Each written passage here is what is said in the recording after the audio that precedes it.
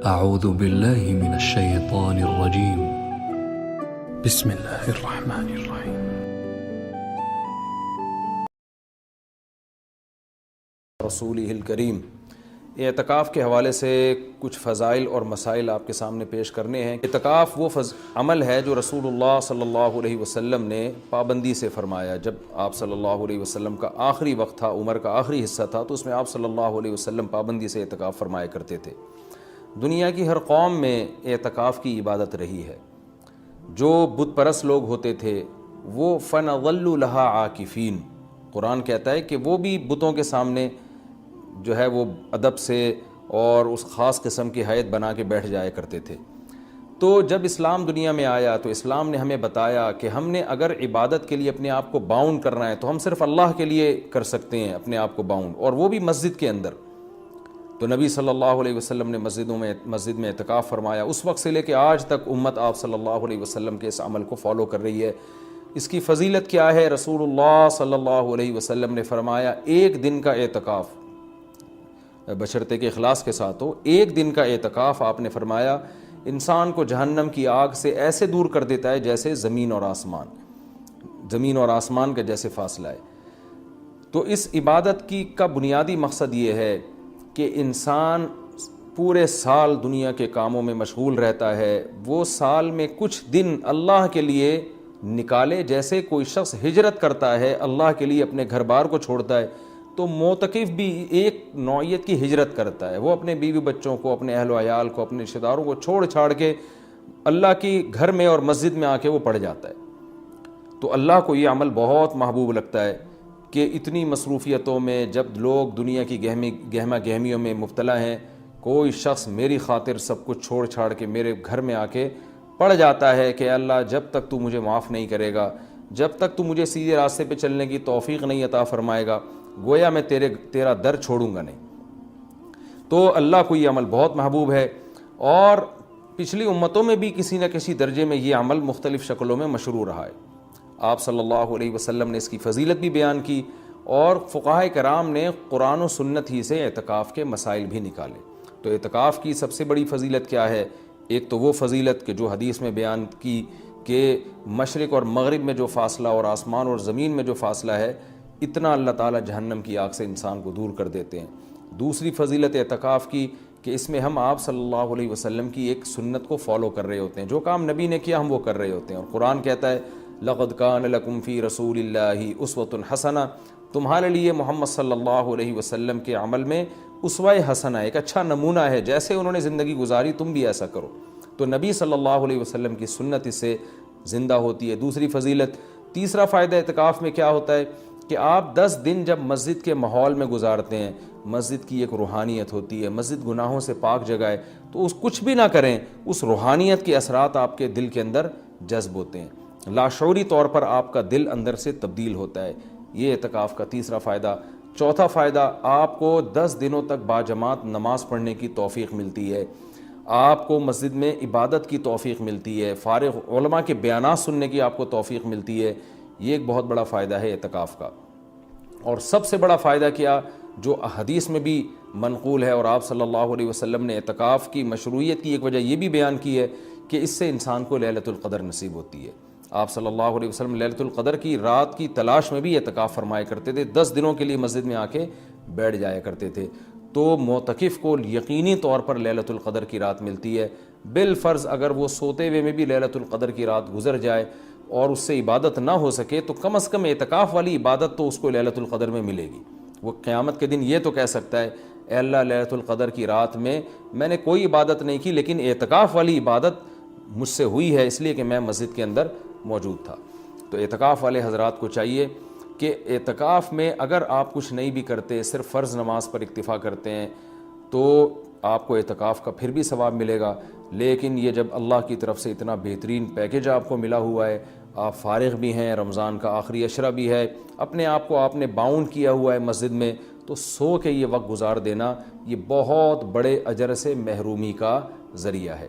اس لیے معتکف کو اپنا وقت زیادہ سے زیادہ عبادت میں، تلاوت میں، نماز میں، دعاؤں میں لگانا چاہیے.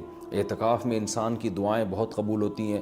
تو رات کا آخری حصہ بھی ہو، اور رمضان کا آخری عشرہ بھی ہو اور اعتکاف کی حالت بھی ہو، تو اتنے یعنی دعا کی قبولیت کا اس سے بڑا سبب کوئی ہو نہیں سکتا۔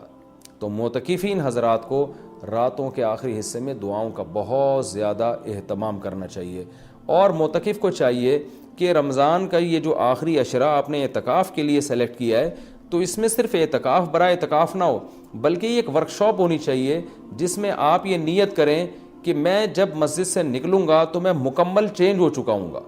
اگر آپ کی داڑھی نہیں ہے، آپ اعتکاف میں نیت کریں میں داڑھی کٹانے سے توبہ کروں گا۔ اگر آپ سود کھاتے ہیں، آپ نیت کریں میں 10 دن ایسے گزاروں گا کہ جب میں باہر نکلوں تو میں سود سے توبہ کر چکا ہوں۔ اگر بد نظری کی عادت ہے، آپ 10 دن اعتکاف میں اللہ سے دعا مانگیں کہ مجھ سے بد نظری چھوٹ جائے، اور یہ نیت کریں کہ میں اعتکاف میں نکلنے سے پہلے اعتکاف سے نکلنے سے پہلے اس لعنت سے توبہ کر چکا ہوں گا۔ اگر آپ کو دھوکہ دینے کی عادت ہے، بد اخلاقی کی عادت ہے، ماں باپ کا دل دکھانے کی عادت ہے، بیوی کا حقوق نہیں ادا کر رہے، بچوں کے ساتھ رحمت والا معاملہ نہیں کر رہے، اخلاق خراب ہے آپ کے، ان تمام بیماریوں سے اور ان تمام گناہوں سے توبہ کا فیصلہ کریں۔ بلکہ میں تو یہاں تک معتکفین کو کہتا ہوں، جو میں نے علماء سے سنا ہے، کہ اعتکاف میں جس دن بیٹھیں سب سے پہلا کام آپ یہ کریں کہ اپنے گناہوں کی ایک لسٹ بنا لیں کہ بھئی میرے اندر یہ گناہ ہے، نماز قضا کر دیتا ہوں، میں شراب پیتا ہوں، میں بدنظری کرتا ہوں، یا میں اللہ نہ کرے اور کوئی بڑا جرم کر رہا ہوں، تو سارے جرائم کی لسٹ بنائیں، اور پھر آپ یہ نیت کریں اور وہ پرچی اللہ کے سامنے دعا میں رکھا کریں، اللہ یہ میرے جرائم ہے تو مجھے ان سے توبہ کرنے کی توفیق دے دے، تو پھر وہ اعتکاف حقیقت میں آپ کا اعتکاف بنے گا۔ اور میں نے اپنی زندگی میں دیکھا ہے کہ جنہوں نے صحیح طرح سے اعتکاف کیا ان کی زندگیاں ہمیشہ کے لیے تبدیل ہو گئیں۔ اکثر توبہ کرنے والے وہ ہوتے ہیں جو اعتکاف میں جا کر ان کو توبہ کی توفیق ملتی ہے۔ تو یہ بہت بڑی عبادت ہے، اس کا اہتمام کرنا چاہیے۔ دوسری بات، پہلے دن سے اپنا عبادت کا کوئی اسکیجول بنا لینا چاہیے۔ ایسا نہ ہو کہ آپ آ کے بیٹھ گئے، اب سوچنے میں 3 دن گزار دیں گے کہ آپ نے کرنا کیا ہے۔ تو اپنا ایک اسکیجول بنائے کہ بھئی تہجد کتنی، تراویح کی تو پابندی کرنی ہے، تہجد کتنی پڑھنی ہے، اور کتنے پارے اس میں پڑھنے ہیں، یا کتنی مقدار میں تلاوت اس میں کرنی ہے، تسبیحات کتنی کرنی ہے، کون سی کرنی ہے، دعا کس وقت مانگنی ہے، کتنی دیر مانگنی ہے، یہ پورا ایک اسکیجول پہلے سے ہونا چاہیے آپ کا۔ کھانے پینے کی ترتیب تو پہلے دن بن جاتی ہے کہ سحری کون لے کر آئے گا، افطاری کون لے کر آئے گا، اور رات کا کھانا کون لے کر آئے گا، اور چائے کب پینی اور کون کس وقت لے کر آئے گا، یہ تو ترتیبیں پوری بن جاتی ہیں۔ تو یہ تو آپ باہر بھی کر سکتے تھے یہ کام، اعتکاف تو عبادت کے لیے ہے۔ تو عبادت کی ترتیب بنانا یہ چائے اور کھانے پینے کی اور پکوڑے اور سموسوں کی ترتیب سے زیادہ ضروری ہے اعتکاف میں، تو شروع میں اس کا اسکیجول بنا لینا چاہیے۔ اس بارے میں کچھ مسائل بھی ہیں کہ اعتکاف کن چیزوں سے ٹوٹتا ہے۔ پہلی بات تو یہ ہے کہ اگر آپ کا روزہ ٹوٹ گیا تو اعتکاف بھی خود بخود ٹوٹ جائے گا۔ اعتکاف جب بھی ٹوٹے گا تو قضا 1 دن کی ہوتی ہے اس کی، جیسے کسی کا اعتکاف ٹوٹ گیا تو وہ اگلے ہی دن مغرب سے پہلے قضا کی نیت کر لے، اور یہ نیت کرے کہ میں جو آج اعتکاف ٹوٹا ہے اس کی میں قضا کر رہا ہوں، کیونکہ وہ سنت اعتکاف تو اب اس کا ختم ہو جائے گا، وہ ایک قضا اعتکاف کرے اور پھر آگے نفلی اعتکاف کی نیت سے مزید دن اگر باقی ہیں تو مسجد میں بیٹھ جائے، تو وہ 24 گھنٹے روزے کے ساتھ قضا اعتکاف کی نیت کر لے گا، یعنی 24 گھنٹے اعتکاف ہوگا اور روزے کے ساتھ، روزہ جو صبح صادق سے غروب آفتاب تک ہوتا ہے۔ کن چیزوں سے اعتکاف ٹوٹتا ہے میں اس پہ تذکرہ کر رہا تھا۔ ایک، روزہ اگر ٹوٹ گیا تو اعتکاف بھی ٹوٹ جائے گا۔ دوسرا، بلا شرعی عذر اگر آپ مسجد سے باہر نکل گئے تو آپ کا اعتکاف ٹوٹ جائے گا۔ شرعی عذر کیا ہے؟ شرعی عذر ہے سب سے پہلے قضائے حاجت ہے۔ قضائے حاجت کے لیے آپ جا سکتے ہیں اور اس دوران چلتے چلتے باتیں بھی کر سکتے ہیں، رک کے آپ باتیں نہیں کر سکتے۔ آپ واش روم تک پہنچے، پتہ چلا جی واش روم کا دروازہ بند ہے، کوئی پہلے سے وہاں موجود ہے، تو آپ اس کے انتظار میں وہیں کھڑے رہ سکتے ہیں، اس سے اعتکاف نہیں ٹوٹتا۔ وہاں کھڑے کھڑے آپ کسی سے موبائل پہ بھی بات کر سکتے ہیں، آپس میں بھی بات کر سکتے ہیں۔ ہاں، بندہ باہر نکل آیا اور پھر بھی آپ موبائل پہ لگے ہوئے ہیں تو آپ کا اعتکاف ٹوٹ جائے گا، کیونکہ اب یہ آپ کا کھڑا ہونا یہ شرعی عذر کے بغیر ہے۔ وضو کے لیے آپ جا سکتے ہیں، جب آپ وضو کے لیے گئے تو نل کا کھولا آپ نے، وضو کے دوران آپ بات چیت کر رہے ہیں، اس سے اعتکاف نہیں ٹوٹے گا۔ وہ الگ بات ہے وضو کے دوران بات چیت نہیں کرنی چاہیے، لیکن اس سے اعتکاف نہیں ٹوٹے گا، کیونکہ آپ نے اس بات چیت میں الگ سے ٹائم نہیں لگایا، وضو کے دوران ہی آپ نے بات چیت کی ہے، وضو آپ نے پراپر طریقے سے کیا، اور اب آپ وہاں بیٹھے بیٹھے وضو کی دعا پڑھ رہے ہیں یا کچھ اور پڑھ رہے ہیں تو اس سے بھی اعتکاف ٹوٹ جائے گا، کیونکہ پراپر وضو کرنے کے بعد آپ پر لازم تھا کہ آپ اٹھ کے مسجد میں آئیں۔ ہاں جلدی وضو کرنا ضروری نہیں ہے. بعض لوگ وہمی ہوتے ہیں, وہ سمجھتے ہیں میں اعتکاف سے مسجد سے باہر نکل کے وضو کریں تو بہت اسپیڈ میں کریں. ایسا کچھ بھی نہیں ہے. تمیز سے, آرام سے, شرافت سے, اعتدال سے آپ وضو کریں, جو پراپر طریقہ ہے وضو کرنے کا. جب آپ وضو میں قلی کر رہے ہیں تو اس دوران آپ ٹوتھ پیسٹ یا برش بھی کر سکتے ہیں مسواک کی نیت سے. ہاں وضو کرنے کے بعد الگ سے پھر یا الگ سے ٹوتھ پیسٹ یا مسواک کرنے کے لیے مسجد سے باہر جانا, اس سے اعتکاف ٹوٹ جائے گا. وضو کے دوران وضو ہی کی نیت سے یہ کام کیا جا سکتا ہے, تو اس سے اعتکاف نہیں ٹوٹے گا. اسی طرح اگر کسی کے لیے گھر سے کھانے پینے کا انتظام نہیں ہو رہا, کوئی لا کے دینے والا نہیں ہے, تو وہ مجبوراً کھانا کھانے کے لیے بھی باہر جا سکتا ہے, کیونکہ یہ کھانا بھی انسان کی بنیادی ضرورتوں میں سے. آپ ہوٹل سے کھانا خریدنے کے لیے مجبوری میں جا سکتے ہیں اور لا سکتے ہیں.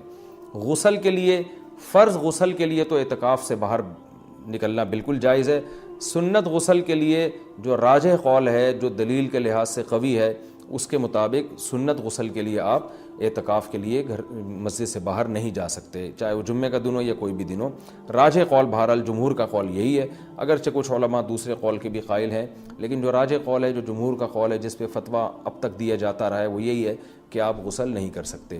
ہاں یہ ضرور ہے کہ اگر آپ واش روم میں گئے اور وہاں کوئی غسل کا بھی انتظام ہے, جیسے اٹیچ باتھ روم ہوتے ہیں, تو جتنی دیر میں وضو کرنے میں ٹائم لگتا ہے اتنی دیر میں آپ اگر غسل کر لیتے ہیں تو آپ کا اعتکاف نہیں ٹوٹے گا.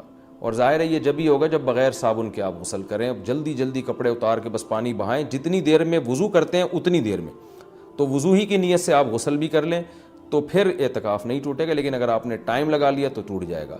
گرمیوں میں بہت بڑی پرابلم ہو جاتی ہے, پسینے کی بدبو لوگوں میں آ رہی ہوتی ہے, تو ایسے موقع پر اگر کوئی مسجد میں ایسا انتظام کر لیا جائے کہ مسجد ہی میں کوئی ایسا ٹب ہو جہاں بیٹھ کے کوئی نہا لے اور مسجد گندی نہ ہو, تو اس کی بھی گنجائش ہے. یا صرف سر دھو لے, اور سر تو دھویا جا سکتا ہے, آپ مسجد سے سر تھوڑا سا باہر کریں اور پھر کوئی شخص پانی ڈال کے یا خود ہی آپ پانی ڈال کے اپنے سر کو دھو لیں صابن سے, تو یہ بھی جائز ہے. پاؤں آپ کے مسجد کے اندر رہنے چاہیے. پاؤں اگر مسجد سے باہر نکل گئے تو اعتکاف ٹوٹے گا, پاؤں اگر مسجد کے اندر ہیں تو اعتکاف نہیں ٹوٹتا. یہ بھی اعتکاف کے کچھ بیسک مسائل تھے. اعتکاف کے دوران آپ کسی کے جنازے میں جانے کے لیے مسجد سے باہر جائیں گے, اعتکاف ٹوٹ جائے گا. کسی کی عیادت کے لیے مسجد سے باہر نکلیں گے, اعتکاف ٹوٹ جائے گا. لوگ کر رہے ہوتے ہیں یہ کام, جی وہ اللہ معاف فرمائے نانی کا انتقال ہو گیا, چاچا کا انتقال ہو گیا, تو ہم جا رہے ہیں. تو بھائی نہیں جا سکتے آپ. جس کا بھی انتقال ہو گیا اس کے لیے یہیں بیٹھ کے آپ دعائے مغفرت کریں, اور ان کا جنازہ اگر وہیں آ جاتا ہے تو مسجد کے اندر بعض جگہوں پہ صفیں بنتی ہیں, جنازہ باہر رکھا جاتا ہے تو ٹھیک ہے, مسجد سے باہر آپ نہیں جا سکتے. اسی طرح ایک اور بھی گنجائش ہے کہ اگر کسی کو اعتکاف کے دوران پہلے سے پتہ ہے کہ مجھے کسی ضروری کام سے جانا پڑے گا, تو وہ مستثنیٰ بھی کر سکتا ہے. یعنی اعتکاف میں بیٹھنے سے پہلے وہ یہ نیت کر لے کہ فلاں دن اتنے ٹائم تک کا جو وقت ہے میں اعتکاف سے خارج کر رہا ہوں, تو وہ فلاں دن جب آئے گا تو وہ مخصوص ٹائم اس کا اعتکاف میں داخل ہی نہیں ہوگا, تو اس دوران وہ مسجد سے باہر جا سکے گا, اس کا اعتکاف نہیں ٹوٹے گا. یا وہ یہ کہہ لے کہ جیسے کسی نے پیپر دینا ہے تو وہ یہ نیت کر رہے کہ بھائی میں اعتکاف میں تو بیٹھ رہا ہوں, لیکن میرا ایم اے اسلامیات کا یا میرا اکنامکس کا پیپر ہے, تو میں جب پیپر کا ٹائم ہوگا تو میں جاؤں گا پیپر دینے کے لیے, اور پیپر دے کے فوراً واپس آ جاؤں گا. تو پہلے سے جو نیت کر لے گا تو اس میں وہ ٹائم اعتکاف میں داخل ہی نہیں ہوگا, اور اس عمل کی وجہ سے اس کا اعتکاف ٹوٹے گا نہیں. البتہ سنت بہرحال یہی ہے کہ پراپر 10 دن تک مسلسل اعتکاف کیا جائے. تو یہ کچھ موٹے موٹے مسائل تھے اعتکاف کے. اور رمضان میں روزے کی حالت میں سرما لگانے سے, کان میں آنکھ میں دوا ڈالنے سے روزہ بھی نہیں ٹوٹتا, اعتکاف بھی نہیں ٹوٹتا. خوشبو لگانے سے نہ روزہ ٹوٹتا ہے نہ اعتکاف ٹوٹتا ہے. باتیں کرنے سے بھی نہ روزہ ٹوٹتا ہے نہ اعتکاف ٹوٹتا ہے. لیکن اعتکاف میں زیادہ باتیں نہیں کرنی چاہیے, عمل کو زیادہ فوکس کرنا چاہیے. اور اگر کوئی گپ شپ لگاتا بھی اعتکاف میں تو اس سے کچھ نہیں ہوتا, لیکن اعتدال سے مسجد کے آداب کا خیال کرتے ہوئے. تو اعتدال سے اگر کوئی مسجد میں رہے اور مسجد کے آداب کا خیال کر کے بات چیت بھی اعتکاف کے دوران کرتا ہے تو یہ ناجائز عمل نہیں ہے. ایک بات جو آخری بات, اعتکاف میں موبائل کا استعمال کم کریں اور اس کو مثبت ایکٹیویٹیز کے لیے محدود کر دیں. فون پہ باتیں کرتے رہنا, ویڈیوز دیکھتے رہنا فیس بک کی, یہ تو سارا ٹائم آپ کا فیس بک برباد کر دے گا. کوئی کام کی علمی بحث دیکھنی ہو تو ایک الگ بات ہے, لیکن ویڈیو گیم اور ان چیزوں میں اعتکاف کو برباد کرنا یہ بہت بڑی محرومی کی بات ہے. اللہ تعالیٰ سے دعا ہے کہ اس رمضان کے اس عشرے کو اللہ ہم سب کے لیے رحمت بنائے, اور اعتکاف میں خاص طور پر اس وبا کے بارے میں، اس وبا کے لیے سب مل کے دعا کریں۔ معتکفین حضرات سے خاص طور پہ گزارش ہے، کیونکہ ان کی دعاؤں کی قبولیت کا امکان زیادہ ہے۔ یہ جو کرونا کی وبا انڈیا میں پھیلی ہوئی ہے، پوری دنیا کو اپنے لپیٹ میں لیا ہوا ہے، لاکھوں لوگ لقمہ اجل بن گئے، پتہ نہیں کتنوں کی موت اور مقدر ہے۔ تو گڑ گڑا کے معتکفین حضرات سے گزارش ہے کہ اس رات اللہ سے دعا مانگے، خاص طور پہ ختم قرآن کے موقع پر خوب اللہ سے دعا مانگے کہ اللہ اس وبا کو انسانیت سے دور کر دے، اور اس وبا سے ہونے والی تباہی سے اللہ ہم سب کو بچا لے۔ ہم کمزور ہیں اور ہمارے ایمان بھی کمزور، ہمارے جسم بھی کمزور، تو ہم صبر والی زندگی نہیں مانگتے کہ آزمائشیں آئیں اور صبر کریں، بلکہ ہم اللہ سے شکر والی زندگی مانگتے ہیں۔ اللہ تو ہمیں نعمتیں دے اور شکر کی توفیق دے۔ ہاں اگر کوئی مصیبت مقدر میں ہے ہی تو اللہ ہمیں صبر کی توفیق دے، لیکن اللہ ہم سے مصیبتوں کو دور کر لے۔ خواتین کے گھروں میں اعتکاف سے متعلق مسائل میں انشاءاللہ آج مختصر الفاظ میں بیان کروں گا، کیونکہ رمضان 1441 ہجری اور مئی 2020 کا اعتکاف شروع ہونے والا ہے، تو خیال ہوا کہ اس بارے میں کچھ اہم مسائل بیان کر دیے جائیں۔ سب سے پہلے تو یہ بڑا اختلافی مسئلہ چلتا ہے کہ خواتین کے لیے گھر میں اعتکاف کرنا جائز بھی ہے یا نہیں ہے، تو اس اختلاف کو بھی میں بہت ہی مختصر انداز میں بیان کروں گا۔ بہت سے فقہا کے نزدیک خواتین کے لیے گھر میں اعتکاف جائز نہیں ہے، اور ان کی دلیل قرآن کی یہ آیت ہے وَأَنْتُمْ عَاكِفُونَ فِي الْمَسَاجِدِ، کہ قرآن مسجدوں میں اعتکاف کا تذکرہ کرتا ہے، اور رسول اللہ صلی اللہ علیہ وسلم نے بھی ہمیشہ مسجد نبوی ہی میں اعتکاف کیا ہے۔ تو اور اس بارے میں ہمیں کوئی دلیل الگ سے نہیں ملتی کہ عورت جو ہے وہ گھر میں اعتکاف کرے گی اور مسجد میں اعتکاف اس کے لیے جائز نہیں ہے، ایسی کوئی دلیل نہیں ملتی۔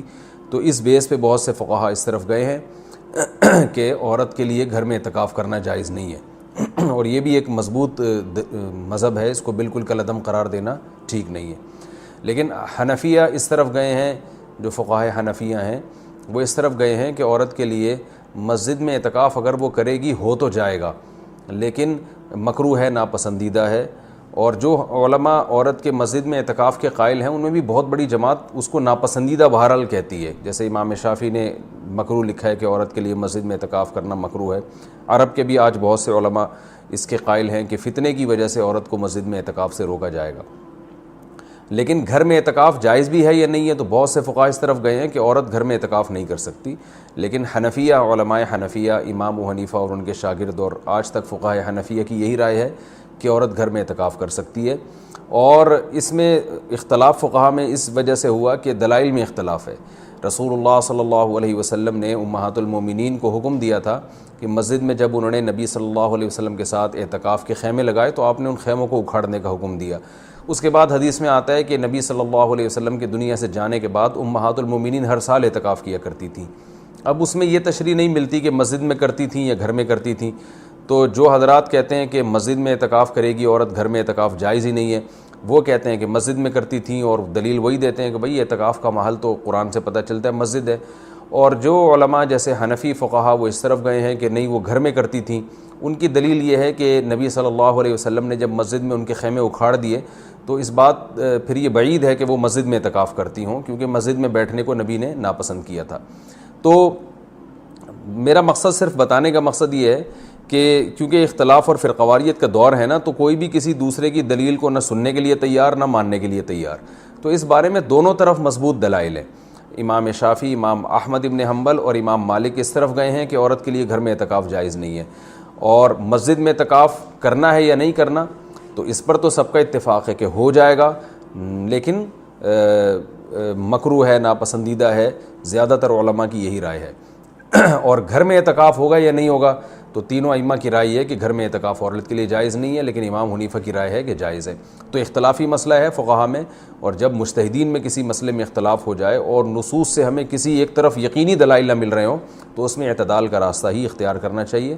آپ کسی بھی رائے کو فالو کریں، مگر دوسرے کو یہ نہ کہیں کہ یہ قرآن و سنت سے بالکل 100% متصادم ہے، یہ نہیں کہا جا سکتا۔